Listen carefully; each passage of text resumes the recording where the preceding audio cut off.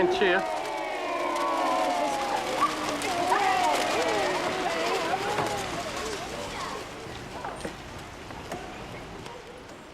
Princess Margaret has had a low royal profile for nearly 20 years.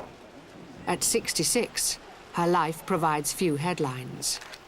But recently, she stepped back into the limelight with a stinging rebuke to the Duchess of York. In a letter, she told her, "Not once have you hung your head in embarrassment.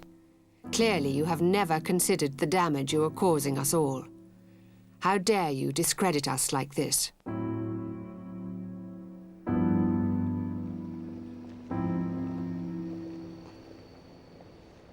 But Margaret had herself already tarnished the royal image. When she returned from Moustique in 1976, she was in disgrace because she'd been exposed by the press with a lover 17 years her junior. It was she who was the first member of the House of Windsor to be divorced. She who was the first to be publicly criticized. Margaret has at times wanted to be the most royal of the royals, at others a rebel. Her life has been spent trying to resolve these contradictions.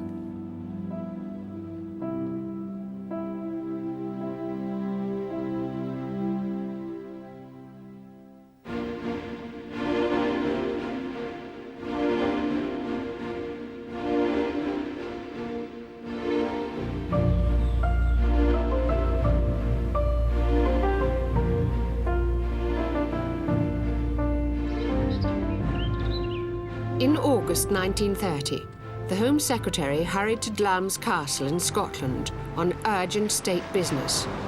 It was his duty to attend any royal birth, and the King Emperor George V was expecting his second grandchild. The first had been a girl, Elizabeth. But, with no other royal babies on the horizon, there were high hopes that this new baby might be a future king.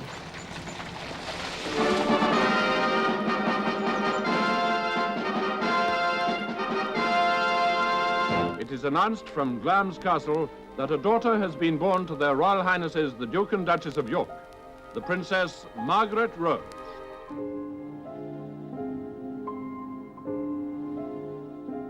The new baby was only a girl. The Home Secretary took away with him the depressing news. There was still no new prince. With Princess Elizabeth, a toddler of 4, Margaret was born into disappointment. The nation had prayed for a prince. Her sister became heiress presumptive and Princess Margaret next in succession. Just as the country was downcast by her birth, disappointment has been a theme of Margaret's life. 50 years later, she herself appeared disappointed when she was interviewed on BBC Radio's Desert Island Discs. Roy Plumley invited her to talk about her talents, but she seemed to prefer to dwell on her shortcomings. You have a gift for mimicry, you're a good musician, you love dancing. In other circumstances, do you think you would have been a performer? No, I don't think so. I wasn't any good at any of them. I mean, you're kind enough to say that I'm a good mimic, but I can't actually mimic people very well. There are other members of my family who are better at that. I'm not a very good musician. I can strum on the piano a little bit for other people to sing to. I think there are many things that Princess Margaret would have liked to have done in her life that she hasn't been able to do because of her position. And I think, without doubt, she has actually devoted her life to doing her duty in the way that she does for the Queen and for this country. At the age of 22, Margaret stood by while her sister was crowned and became the most prominent woman in the world. She has had to live her whole life in the shadow of the Queen.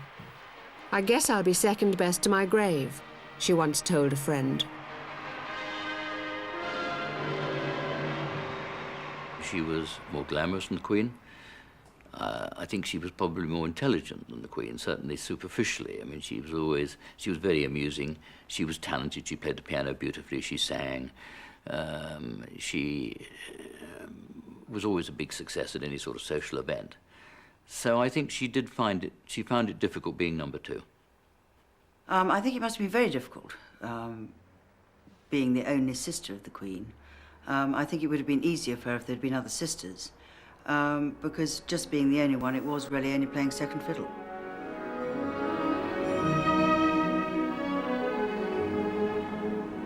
There is one place where Margaret can throw off her second sister status, her own desert island, Mustique in the Caribbean.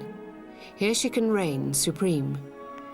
Rarely photographed, the island is renowned as the hideaway of the rich and famous, who take care to preserve their privacy. It was her sanctuary. It was her little haven. She liked to be amused. She liked to be busy.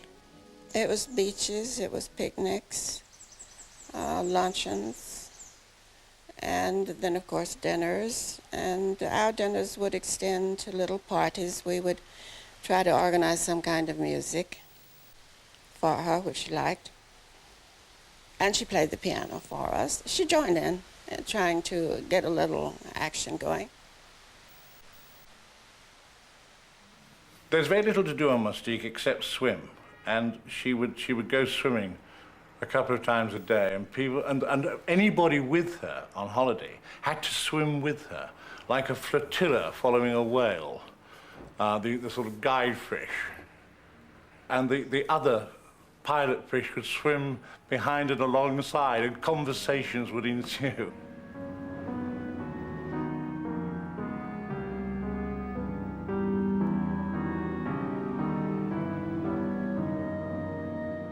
She would ring me up and she would say she couldn't get any lobster. I've looked everywhere, I can't get any.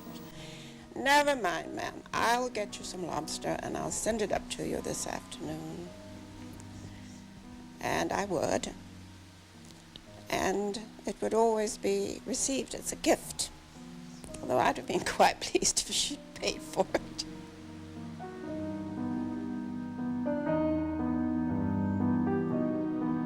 But even when surrounded by her court, Margaret is not fully at ease.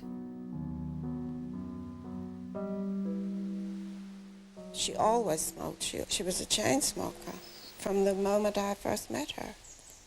She always had a drink in her hand. She sipped it. She didn't guzzle. She didn't get drunk as such, but she was quite well oiled, shall we say. And I think she needed it she needed it. She was very quick-witted. She could defend herself, but she still had, in some mysterious way, I can't explain it, a lack of self-confidence.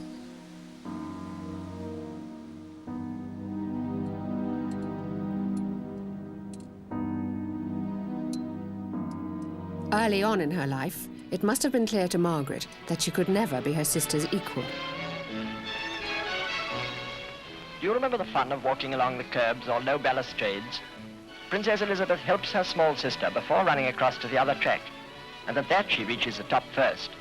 A few years makes a lot of difference at that age. Margaret has always been one step behind her older sister. When their uncle abdicated in 1936, Elizabeth, overnight, became the heir apparent. While she was groomed to be queen, Margaret was encouraged to play the frivolous younger sister. Princess Elizabeth always came across as very steady, very stable, not terrifically curious about the world, very reliable. Somebody who, in some ways was rather dull even, perhaps slightly priggish. Whereas Princess Margaret was much more sort of fay and imaginative and more musical, more artistic, lived more in a kind of fantasy world. So there was that kind of difference of emphasis, which partly, of course, reflected what was expected of them. Apart from doing good works and being a sort of shadow of, I don't know what aspirations they could possibly have had. I don't think it occurred to them in those days that I mean, if you were a member of the royal family, particularly if you were the sister of the Queen, you just were, you know, you just lived a nice life. The two princesses were isolated in Buckingham Palace. They didn't go to school, and other children rarely came to play. Margaret, 4 years younger, had only Elizabeth to compare herself with. Their governess gave them a rudimentary education, but Elizabeth was singled out for extra lessons in history. She was the one who had an important constitutional role to play. Then the king and his heir apparent take their place on the grass verge. An interesting picture, this. Have you ever seen them alone together before? The Queen and Princess Margaret look on. I think they were very proud of Elizabeth and very ambitious for her and longing for her to be a good heir to the throne. And so Margaret got rather overlooked. I think Margaret was left very much to, you know, muck out the stables, have a good time, play, you know, catch me as you can with the young officers, sort of generally rather enjoy herself. The king indulged Margaret. He knew she was often ignored and tried to make amends by spoiling her. Her governess noticed how Margaret learned to get attention. Margaret was always willful and headstrong, though Lilibet, with the rest of us, laughed at her antics, and indeed it was impossible not to. I think they often made her uneasy and filled her with foreboding. On more than one occasion, the official camera has caught her giving Margaret a nudge and a sisterly look that has said plainer than any words, "Margaret, please behave."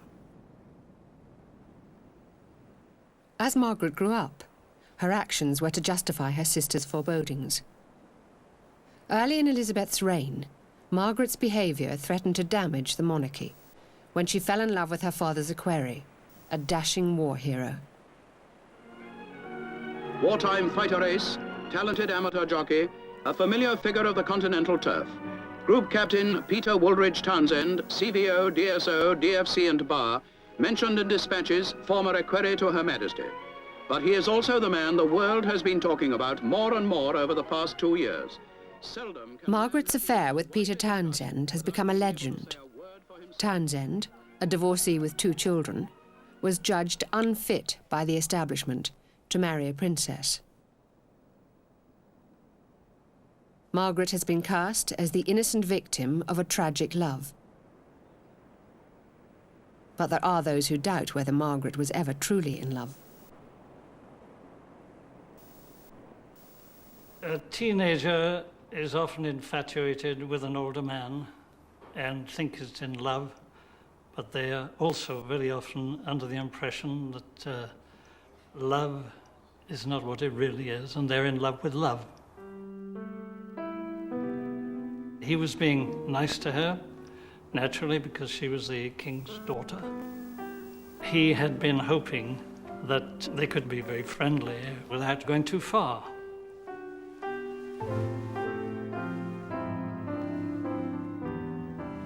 I managed to track down Townsend's cleaning lady in the early 60s and spent a long time interviewing her and got a great deal of material. And of course, she witnessed many of these meetings when Margaret would come on horseback to the house and say to Townsend, "You're coming out with me. I want to ride with you, and you're coming out now." She was very arrogant, even at the age of 15 and 16. She knew what she wanted, and no way was she not going to get it, and she wanted Townsend.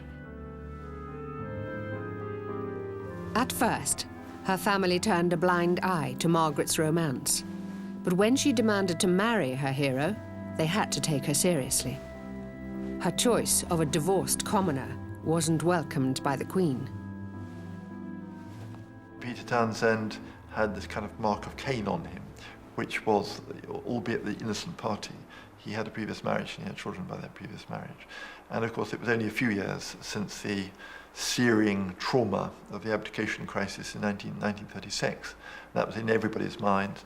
Attitudes towards had not changed dramatically since that. Although Queen and Cabinet could not stop Margaret from marrying, they accused her of jeopardizing the good reputation of the monarchy. Her romantic dilemma was shared by the nation.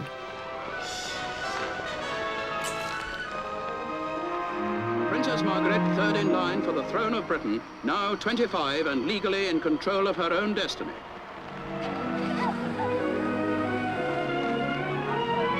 Reporters and cameramen crowd round Group Captain Townsend's car as he drives away, but still he can say nothing.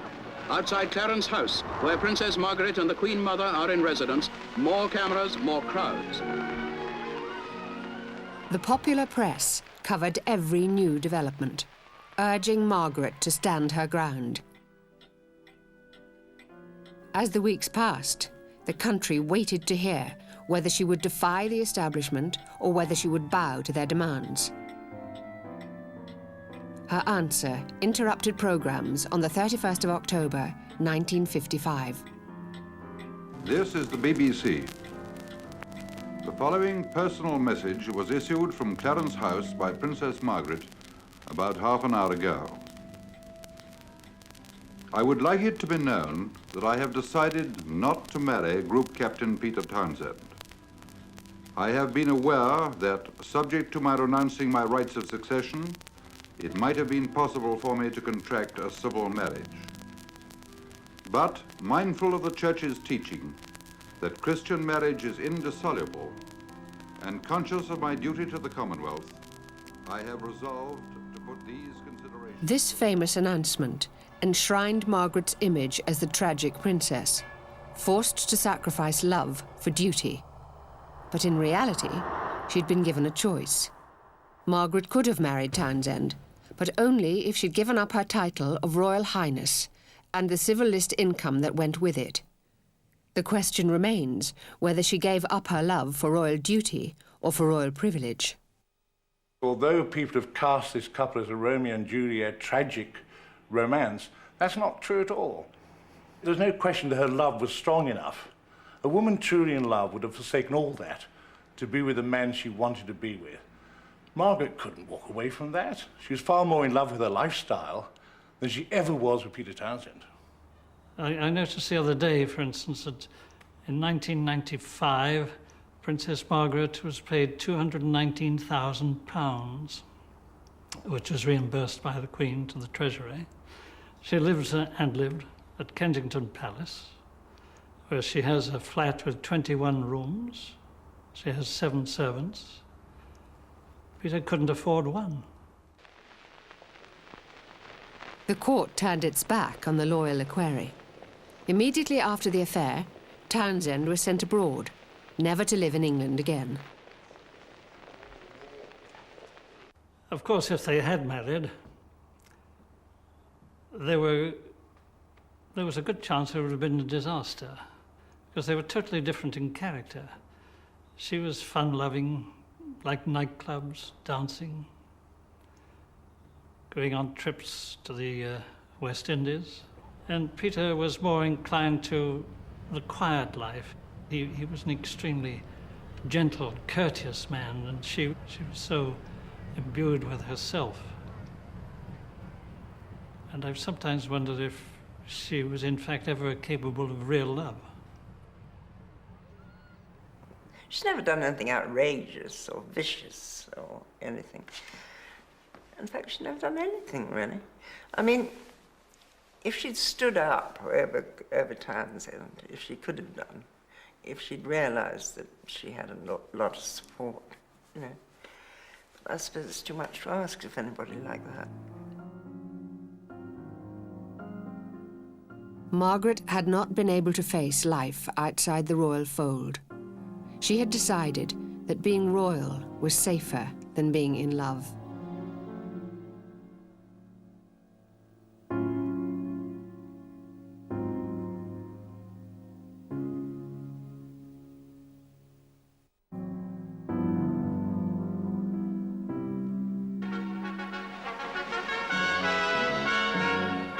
Princess Margaret comes to the Mansion House for a welcome home reception after her Caribbean tour. Margaret had chosen the life of a royal, the familiar round of public duties, from opening hospital wards to deputising for the Queen on foreign trips.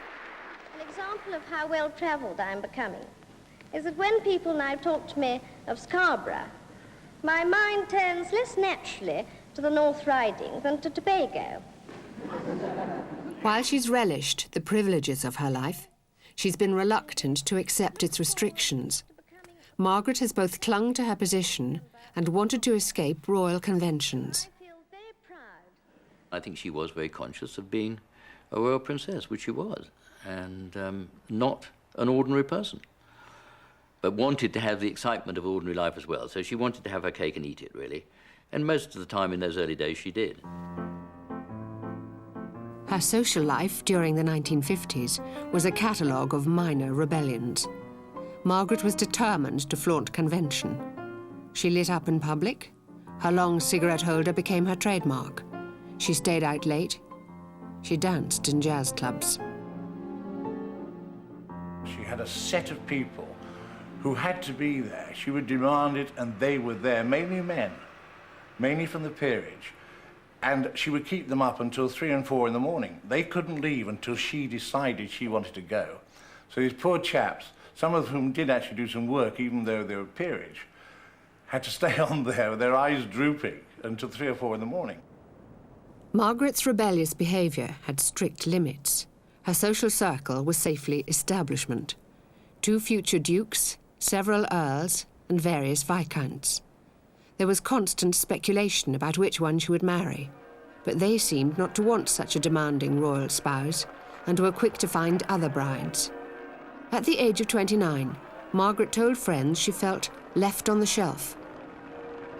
Her chance for marriage and greater rebellion came when she met Tony Armstrong-Jones. Tony was no aristocrat. He worked for a living as a society photographer. And Tony showed her another side of life. For example, he was a passionate motorcyclist with all the leathers and the black gear. And Margaret loved to get on the back on the pillion. And this is an exhilarating experience for her, to be whisked around the age of 29, unrecognised by anybody. By Margaret's standards, Tony's lifestyle was daring. His unconventional friends included models, actresses, and artists. He even had a bohemian hideaway in a rundown part of South London. I'm sure she'd never crossed the river before. That's a huge journey for her.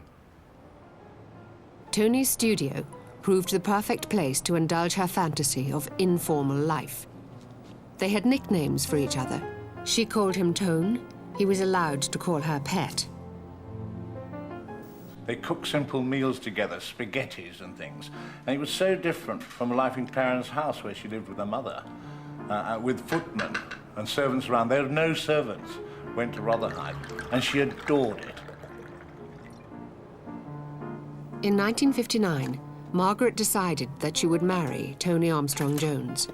Her family's reservations about his lifestyle and his social status only fueled her determination. It wasn't what they'd expected, was it? It wasn't what anybody expected. She'd suddenly done something really daring and different and just like she is. One-off department. I think they got on quite well. They sparred quite well together. And I think also that she was determined too, the willful nature in her a little bit, that after Townsend, she wasn't going to marry the sort of person that the establishment perhaps would have liked her to marry. Then I think, in a way, it was a slight act of defiance. I mean, I don't suppose Tony Armstrong-Jones was originally welcomed into the royal family at all. The honeymoon was a 6-week cruise on the Royal Yacht Britannia, attended by a crew of over 250. The trip cost the taxpayer the equivalent of £750,000 at current prices. The Royal Yacht, at the moment a very magnificent honeymoon cruise yacht, brought Princess Margaret and her husband on a brief visit to Trinidad. Both looked thoroughly sun-bronzed, as indeed you'd expect anyone to be who's lucky enough to be enjoying a Caribbean cruise. Port of Spain was quite... Back home, Tony was expected to settle into royal life and adopt Margaret's routine of public appearances. But unlike previous royal consorts, Tony was determined to keep his own career going. He told fellow photographer Ray Belisario of his mounting irritations. He said, well, look, I find the whole business of this royal business utterly boring. These were his words. He used many other descriptions. He said it was, he felt there was no real purpose in going along behind his wife, attending these occasions which were of themselves of no great importance. They were not made any more important by his wife's attendance, and for him to string along as well was quite futile, he felt. I think it's much easier if one royal marries another royal, because they've had basically the same upbringing and the same sort of values, and also know the pressures that fall on somebody who's a member of the royal family.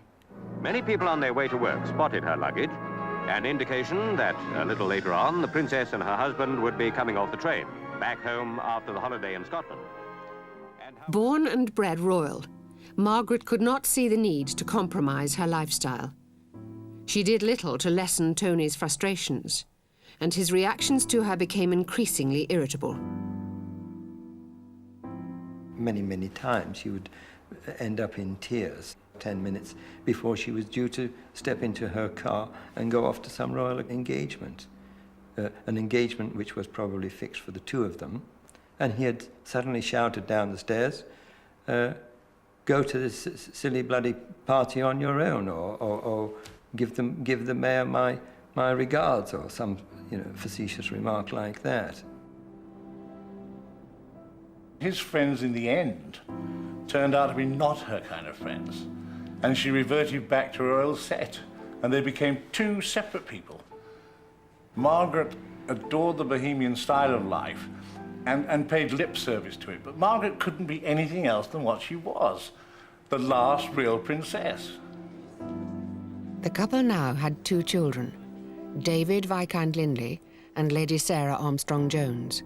But as they grew up, their parents grew further apart. Rumours were rife in Fleet Street that both Tony and Margaret were having affairs.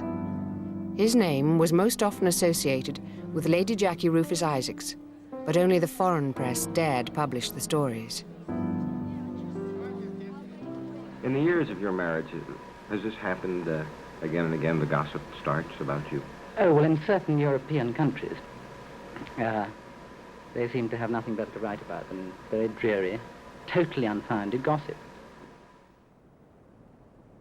At the same time, Margaret's name became linked with several men, including Robin Douglas Hume, a nephew of the former Prime Minister, and with the comedian Peter Sellers. A private dinner for my father and her at Kensington Palace. This is described to me by my father. Anyway, they have the dinner. Dinner's very nice, and then everything, and all of a sudden, all of the help disappears. They're alone. The pregnant silence ensues. And he said to me, he said, well, it was obvious what was on the cards, as it were. And he said, I thought to myself, he thought, I could end up in the Tower for this. Sellers' humour attracted Margaret, who agreed to take part in one of his home movies. May I present, ladies and gentlemen, my impersonation in 11 seconds flat, before your very eyes, of Her Royal Highness, Princess Margaret!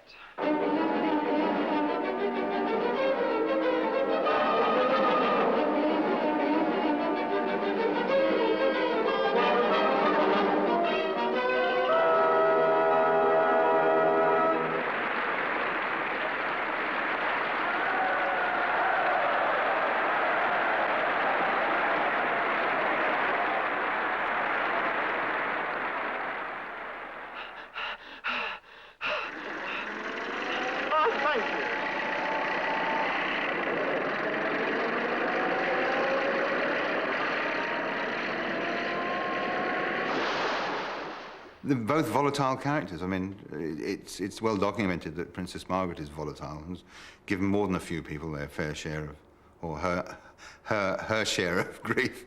And my father was the same. He was a very fickle in many ways. You know, I could come into the house and say hello to him in the wrong way, and that would ruin a day. You know, it's like, go away. And I think in the same way, that volatility, it worked as a chemistry between the two of them. Margaret's unpredictable moods and what's called her acid drop look are well known to her friends. She excuses them as a defense mechanism, but she does not confine her rudeness to private occasions.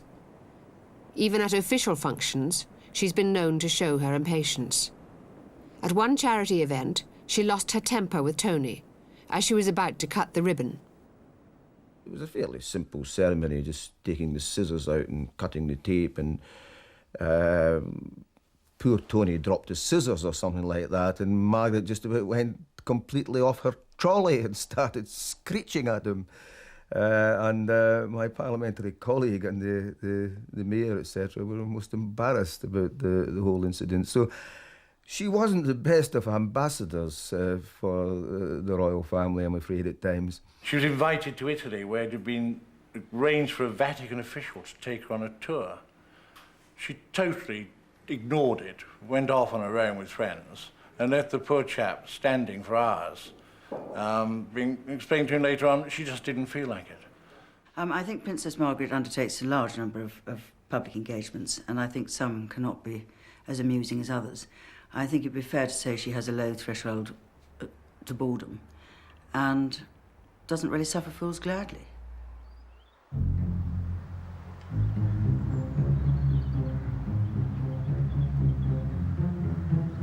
Margaret's royal status allows her to rule unchecked over her circle of friends. She insists they call her ma'am and regularly invites herself to stay. Some of them have dubbed her the weekend guest from hell. Wherever she goes, a list is sent ahead, specifying her requirements, even down to the brands of whiskey and water she expects to be served. One visit she made, the hostess felt she had to rewire the whole of Margaret's bedroom, so she had somewhere to plug in her hair curls. It's got to be Margaret's way, and the food has got to be the food Margaret wants. And it's got to be served when she wants it. And people have to stay up at night if she wants to stay up, which she normally does. Their whole lives are turned topsy-turvy when she stays. Well, I think an evening with Princess Margaret can be rocky or can be wonderful. It's quite long. She doesn't leave very early. You couldn't forget that she was a royal princess, and there was a line, and you never quite knew where it was, beyond which you couldn't go.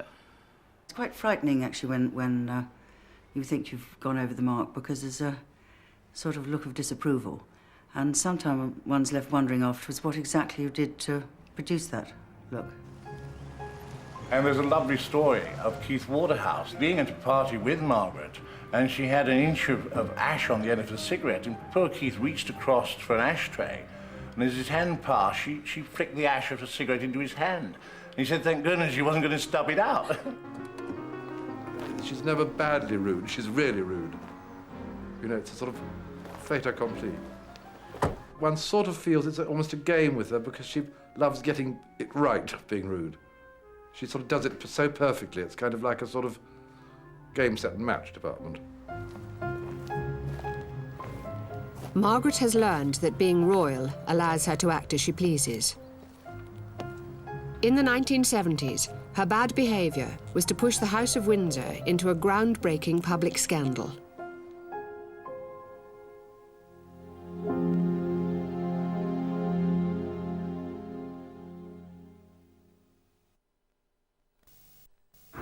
So, what do you think of your new Shogun, Bob? Very pleased. Very pleased. Seen this adjustable suspension? You go over a bump in the road, hardly feel a thing. And I can go straight from 2 to 4-wheel drive. But that's invaluable when the road's a bit slippery. Body's mainly galvanised steel, isn't it? Should keep the demon rust at bay. Brake's good. Tandem brake booster, multi-mode ABS. You never know when that might come in handy. Tell you what else I like about the Shogun. The elevated driving position. Gives you better visibility all round.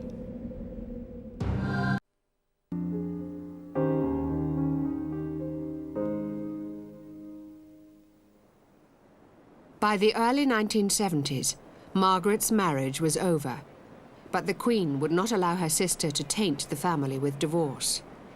The couple kept up appearances as Margaret sank deeper into depression. But help was on its way, in the shape of a young man with aspirations to be a pop star. He'd make his debut on French television with Petula Clark. And one day Colin apparently rang and said, I need a person for the weekend to entertain Princess Margaret. So-and-so can't come. And in fact, I got the perfect person, dear, Roddy Llewellyn. And that was it. And she was right, it worked. I think they fell in love absolutely the minute they clapped eyes on each other. I think it was a coup de foudre, instant and very right affair. She went off and bought him a swimming costume within an hour of meeting him. I must get you a costume. And off she trotted to choose his swimming costume. And of course, when they got to Glen, the Scottish castle, Roddy was put in a sort of turret above her bedroom. Very handy. And the whole thing started there and then, that weekend. The first time I met Roddy, we were having a little thing at the Cotton House, a little party. And I had just got off my boat and come ashore.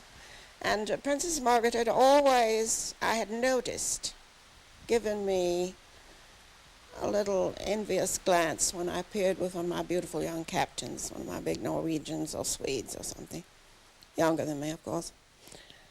And so on this occasion, she rushed up to me and said, "Oh, Billy, I have someone I'm dying for you to meet." And she dragged me over to the bar.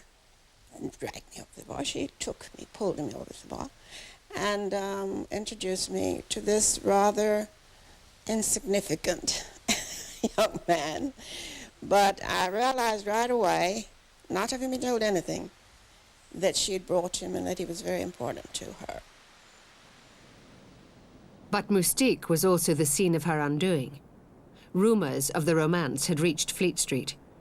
A News of the World photographer smuggled himself onto the island and caught Margaret and her lover together on camera. The result was a front-page story, exposing a royal extramarital affair for the first time. Suddenly it was there, whap, a major story in the paper. Roddy saw this on the island, and coming back to England in a state of euphoria and slightly drunk, marched up and down the aeroplane gangway, waving the newspaper and saying, "This is me, this is me." Is your relationship with Princess Margaret finished, or is it intact? Really, I never talk about my private life to comparative strangers, only to my best friends. I hope you understand. Now, you're not engaged, so who is your girlfriend? Well, I'm sorry, I'm really not prepared to talk about my private life.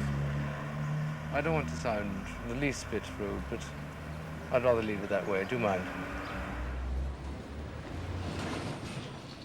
To the royal family's dismay, Roddy Llewellyn proved to be rich fodder for the press. Reporters discovered that he'd been living on a hippie commune during his relationship with Margaret. It was run by young aristocrat Sarah Ponsonby. Oh, yes, my cousin Sarah Ponsonby. Of course he did. Sarandel. I don't know what he did there, never went. Hippie heaven, wasn't it? Sarandel was, I should imagine, a total hippie heaven. That was a real drop in and drop out, what it was called. Margaret was a frequent visitor to the commune, but tried to keep her presence secret. When the news leaked out, local farmer John Rawlins was surprised to read in the press of her connection with his unconventional household. Having lived in the farm and in such a lonely spot and being on your own and seeing a thing like that happen was a surprise, yes. It put the farm back on the map. Now you've got Snowdon straight in front of you. Lovely barn, nice house. I've been and asked him before now, yes. I had cups of coffee. When I came in this yard once, I was the only one with clothes on. Yeah. Well, I was the one that blushed. Roddy, that's why. Can you work your way round so we can all get a shot? Roddy was quick to capitalise on his celebrity status. He used his royal connection to launch his singing career. But the more publicity he got, the more the Queen despaired. Margaret's behaviour had provoked press and Parliament into questioning the value of the monarchy itself. It's very, very clear that the palace held its hand up in horror at the whole thing. The Queen was having to go cap in hand to Parliament to ask for more money because inflation had so eroded the civil list since the beginning of the reign. And this was happening just at the time of the royal embarrassment over Roddy Llewellyn, who was very much younger than Princess Margaret. So you've got questions in the House about how many engagements she had, how many public engagements she had in relation to how much she was being paid. And that kind of fed into the tabloid intrusion and attack on her because of this relationship. And she, to some extent, I think, took a slightly defiant view of it all. Margaret's affair with Roddy dealt the final blow to her marriage. The House of Windsor had fought to maintain its image as the model family. There had never been a divorce in its ranks. But now the Queen had to give in. She allowed Margaret and Tony to separate. The unthinkable had happened. A royal marriage breakup.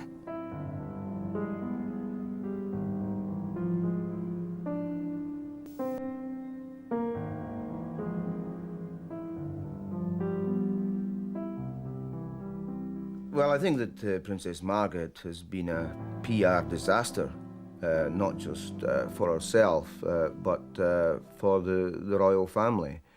And I think that probably in retrospect, the Queen herself would have to admit that. The debate which Margaret's behaviour provoked about the cost of the royal family has continued to this day.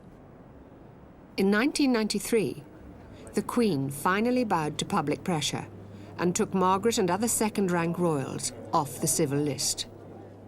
Margaret still gets her allowance of £219,000 a year. The palace maintains that as she is now paid by the Queen, Margaret is no longer a cost to the taxpayer. But Margaret's money comes from an estate, the Duchy of Lancaster, whose ownership is disputed.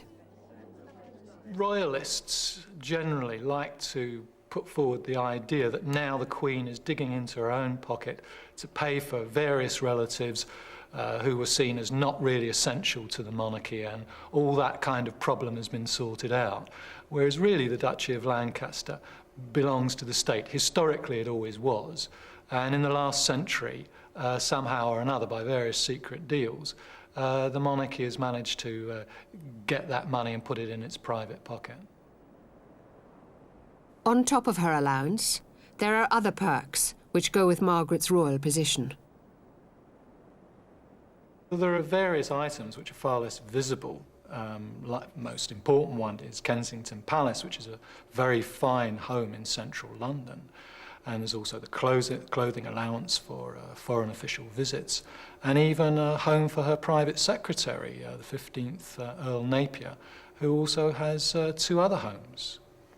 She decided that it was too expensive for her to come out first class with all her entourage. So Colin was able to persuade her to come third class, or second class, tourist class.